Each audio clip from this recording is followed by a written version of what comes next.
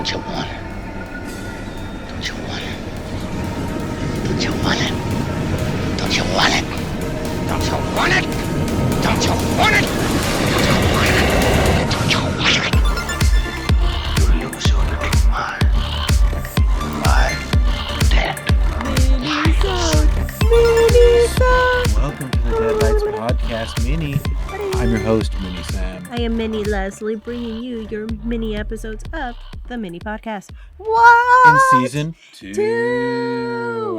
Season 2 of Minisodes, you're back. You're back And from we're outer back. space. Yes, we are. Yeah, and let me just tell you, it feels really good. It feels really good to be back. It feels really good. Yeah, we're back. We're back.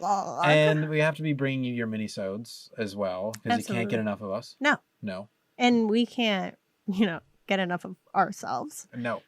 So we need more And of this. we talk a lot. We do talk a I lot. personally talk a lot. Would you say that you talk a lot?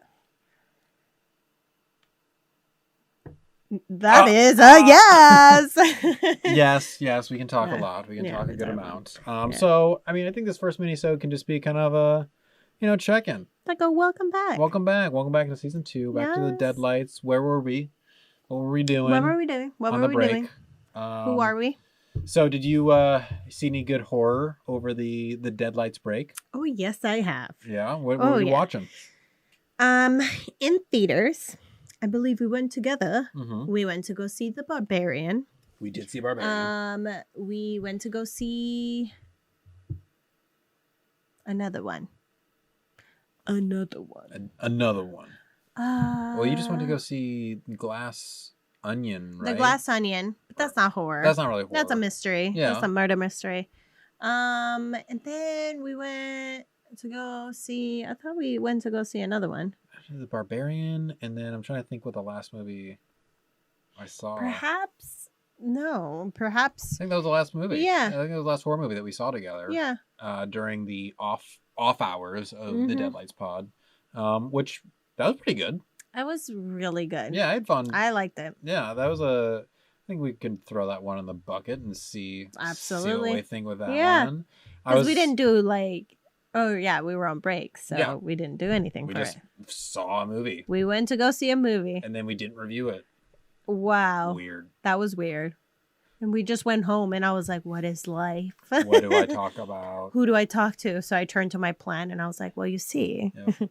When she was going down into the basement, that actually was representing this, and well, and and Bill Skarsgård was creepy. Bill Skarsgård Bill and Jason, and Jason. Jason, What's his name? Long. No, Justin. Justin, And Jason Long. Jason and Justin's Justin name Long. they mesh together. Yes. Sorry, Justin, but yeah, Yeah. you were good in that too. Any TV? Actually, I just recently finished the Guillermo del Toro Yeah? Netflix show, Cabinets of Curiosities, which is I really liked it. You do? Yeah, I really did. You watch it? I have not. Oh, I know. Well, everyone knows how much we love Guillermo del Toro on Yes. the podcast, and it was really Love fun you. to have a show that was Guillermo del Toro's. I mean, it's a very much Twilight Zone, Alfred Hitchcock Presents kind of Mhm. show where Guillermo del Toro himself has a little monologue at the beginning of each episode. He introduces the episode, the themes that we're going to be kind of exploring, and then every episode is a different director, which gives it a different style Yeah. and different actors. Which is cool. And Yeah. it's a very fun show. I think you're gonna like it.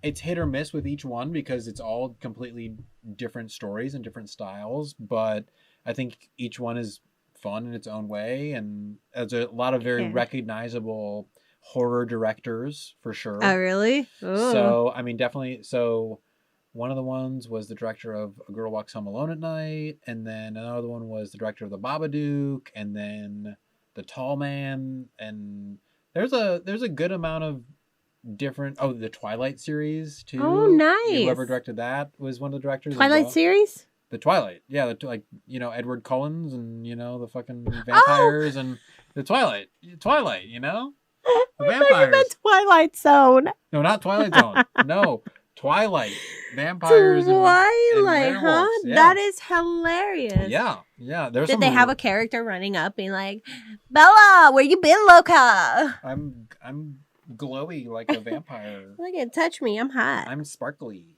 Hot. No, there was nothing like that. But there were some really good episodes. There's some really creepy, scary and gory and all the kind of different horror that you want. It was good. I know. I should check it need out. to see it, but right now the biggest thing occupying my life is Animal Crossing. Animal Crossing. Fair. The show Evil, which also we're good. dragging out because we are on the 3rd season and the 4th season won't be coming out until June 2023. So we're trying to extend that and not go too fast. We watched the first season of that, and that was a really good one too. It's fun. I was surprised at how much it pulled me in. It's one of those shows that's very X-Files mixed with Buffy because it's supernatural. Yeah. But it's also one of those shows. Excuse me. One of those shows where you don't know, is it supernatural or is it mental illness? And once you start getting like a grip of what's going on, you're like, oh, okay, this is going on. They like throw you for a loop because then they end up. So this is one thing that I now am like having a little bit of difficulty is the logic behind the motives, of each character. All of a sudden, like a character just does a random thing and you're like, what? It just doesn't seem fitting. But I'm still intrigued. I think it's still like a well-written show, especially for its fantasticalness of it. And then another show that Adam and I are seeing and we're almost done with is The Ring of Power. Ring of Power. So fucking good. So good. The Love acting. Oh my God. I was Drama. I mean, I've said it multiple times. I don't know to you, but to people. Lord of the Rings is my Star Wars because those movie series I saw every single one in theaters every year as they were coming out. Me and my friends would fantasize about being Legolas and Faramir. I had a big ass crush on Legolas. And Aragorn. Now, love those. Now love Lord of the Rings. I wouldn't go for an elf. No way. They're so dramatic. Boring. Oh my God. No way. I get it. You're super fast. You're super Old. old. You're so old. 300 years old. But I was worried. I was very worried when that show Came about. was Yeah. coming about because I was like, are they going to just Hobbit this shit? Are they just going to totally take it and destroy it? But no, it really feels like when we were watching those episodes, feels like the world, right? It feels like we're in the same world. Yeah. We're in like the original Lord of the Rings. Like between I'm pretty sure they're using miniatures. I'm pretty sure it's mostly practical effects that they're using. And if it's not, they're doing incredible CGI to make it convincing. Look wonderful. And the music is also very Lord of the Ringsy. And also the main character, Galadriel, she's a badass. She's great. She's awesome. She's a great character to follow behind. And also the other characters that they set up between the Harfoots and the that wizard, story. And also the elves, and like the Southlands and stuff. It's We don't know the elf's name. we don't know their names, No. but they're boring. They're fucking boring. But yeah, I was very The dwarves. very happy with the dwarves too. The dwarf. Very happy with Yeah. The results of the Rings of Power. Oh yeah. It's awesome. We're having fun. And so you haven't finished it yet. We haven't finished it yet. I thought we had. We're like this is it. That's the end. This is the big ass thing that happens. But no, it turns out we have maybe 2 more episodes or something like that.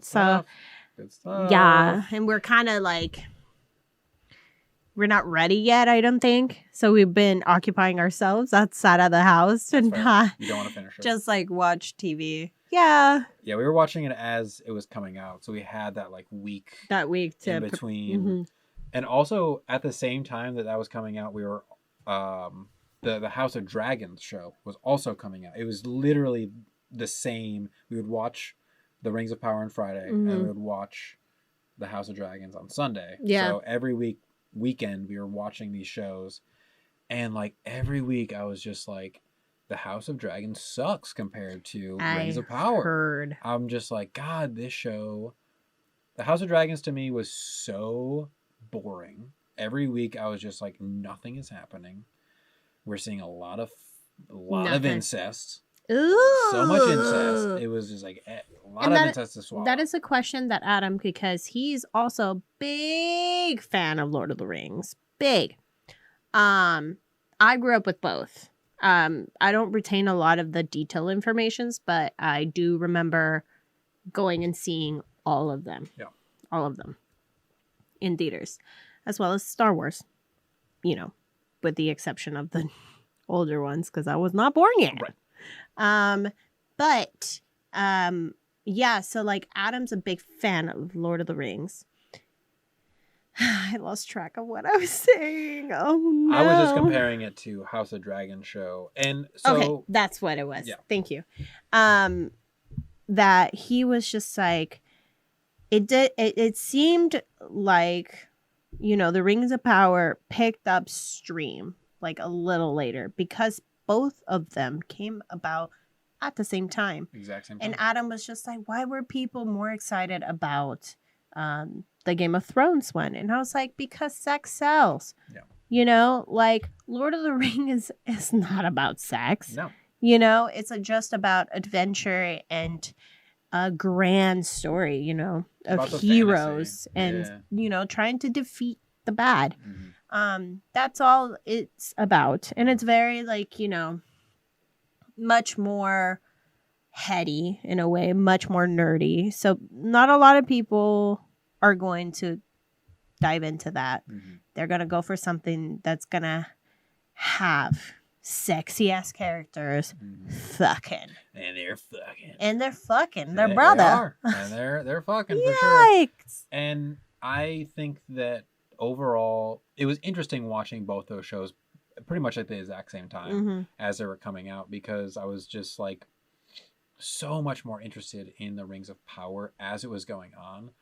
But what I will say is at the end of the House of Dragons first season, that last episode, like literally the last 10 minutes, turns it on. And you're like, oh shit. Everything that we just saw in season 1 is like built to this moment, and it changed in that last moment. So now I'm actually pretty excited about the second season of House of Dragons, because based off of what happens in that last moment, everything's going to blow up. But what if they take another, how many episodes were in that?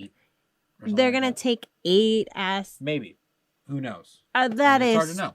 It's hard to know. too much dedication. What I will say is that over the whole season, I was way more entertained by the Rings of Power as a whole, just over time.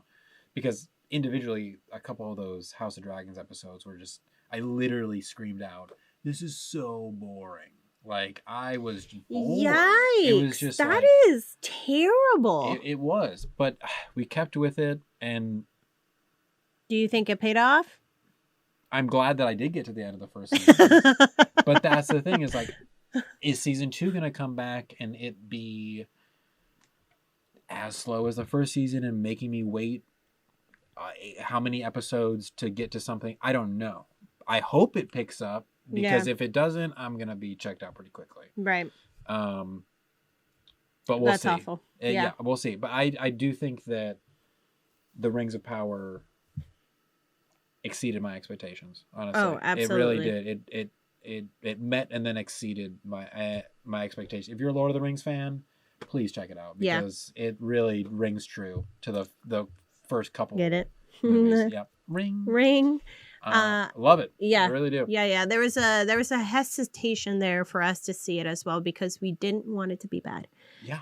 You want to keep all the nice, you know, kind of things alive, and once you see something, it kind of tarnishes it, and you have to accept that now that is in the reality of the world. So you're just like, well, because especially to me, the Hobbit movies were such a flop.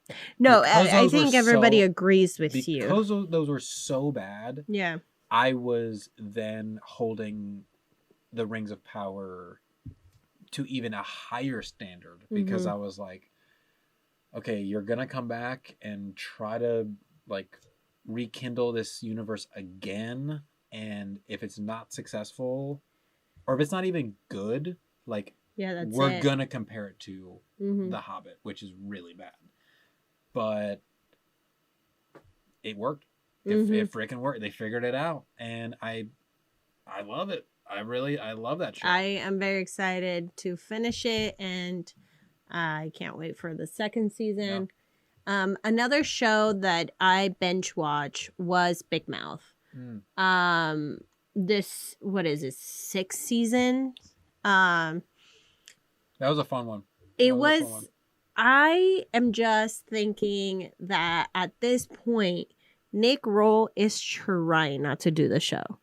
He is finding anything to get Netflix to cancel the show. Well, that's interesting because he's like 85% of the voices on that show. Yeah. So they would literally have to just cancel him completely from... Exactly. But like I think one of the most successful episodes of the season is Vagina Shame. Yep. And I think it is like surprisingly a very informative episode into what it is that women or cis women deal with when they have a vagina, and all the possible things that we end up ourselves or society shame us for having a vagina.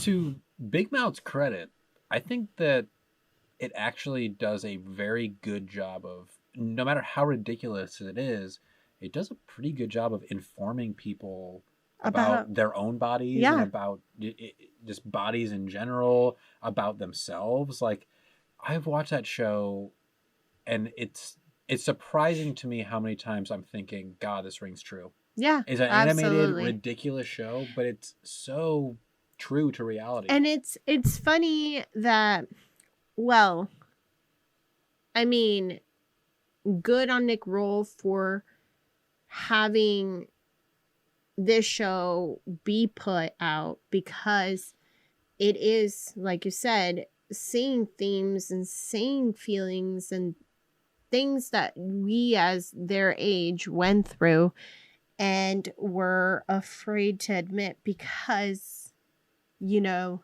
when you're in the moment, you know you're gonna get teased.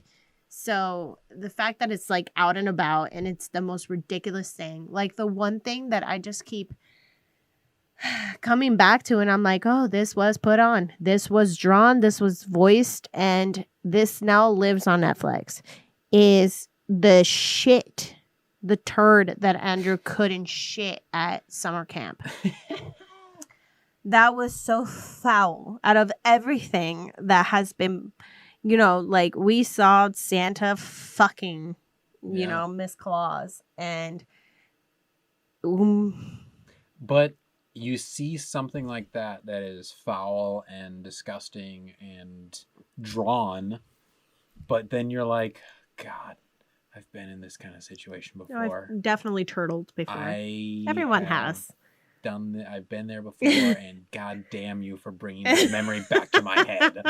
It's so funny. It's just, I love Nick Roll, and so I binge watched the shit of this season. Shit, yeah, it's binge watched the shit out of it. Whoopsie. Yeah, let's see. We just farted in our podcast. This is season 2 for y'all. Yeah, you're getting the real us. And wrap this up, like, what are your, you know, goals, aspirations? What are you hoping season 2 will bring for us? Season 2. Season 2. I think season 2, for me personally, I think season 1 was an awesome time for us to really just dive into how much we love horror and really just commit to it, and just love all those movies that we watched and talk about them and share them with other people that we love too. And it was a great time, and I so much want to share those experiences with people. You know, I think that the best thing about horror, and we've talked about this multiple times, is sharing it. You know, you and I watch it together and we get that experience of watching it together. It's so fun. And then we get to bring people in here to share that with us too. And then we get to talk about it with them. And I want to do more of that. And I want the viewers and the listeners to feel so much more a part of it for season 2. And I really encourage people to, you know, comment on our videos or the audio and just like really give your opinions about what you think. And I want to present what our criticisms are more you know, transparently, so people feel like they can be part of critiquing these movies too. I guess the goal really is just to build a community of loving horror. Yeah. And that's always what the goal has been.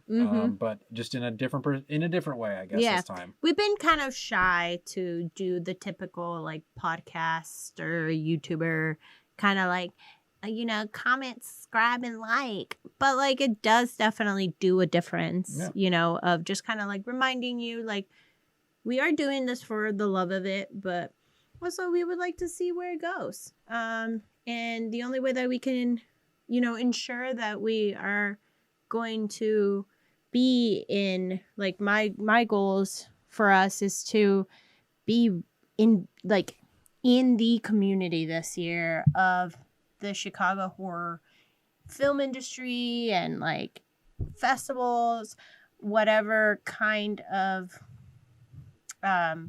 things that we can be a part of, and just kind of build after that and see all kinds of people that otherwise we wouldn't have seen, you know, like or come across. So I really want us to be embedded more into the community and do a lot more live shows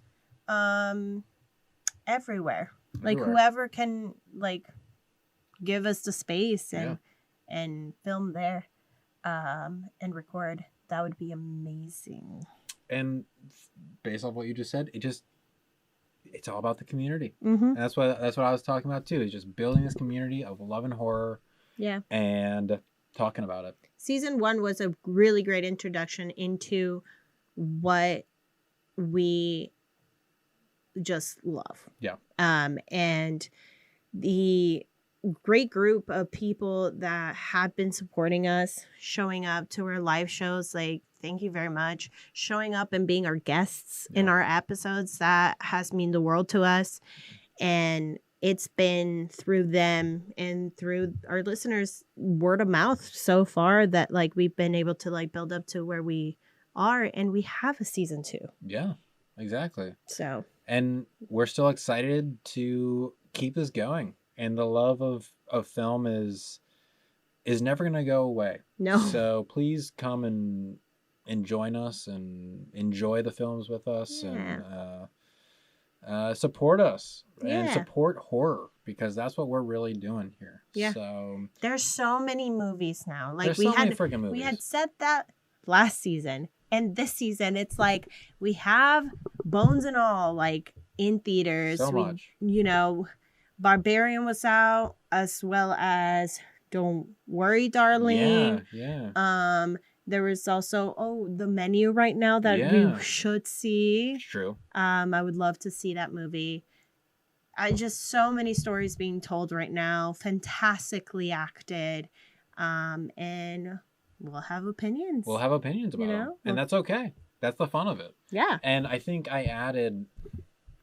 I mean, between you said 300. I added at least 60 films between, like, in the time that we were on the break to the bucket. Oh, okay. So it's gotta be 300-ish movies in there. Well, let's see. There's 52 weeks in a year. Let's do the math. We got at least 6 years or so of movies. Yeah. See ya. See you in 2028. Oh gosh. Oh gosh. Oh gosh. I hope by then we'll get some money. I hope so. Maybe we'll bust out of this set and we get a bigger Bustin' real good. Bustin', make me feel good. All right, well, cool. Yeah, Welcome that was back, nice. y'all. Yeah. And welcome back, Leslie. Welcome back, you, Sam. Thank you. Yeah. Let's get out of here, huh? Okay. All right. It's been fun. It's been fun. It's been real. But you know where to find me on Color Me Leslie on Instagram. And me at BeepBeepRichieT, and also the Deadlights Pod. Deadlights. That's us. Us. Also check out Playing on Social, which is the studio that we're recording this at. Right here. But until next minisode, Yay. let's get mini spooky. Wee woo. Wow, wow, wow, wow. Season 2.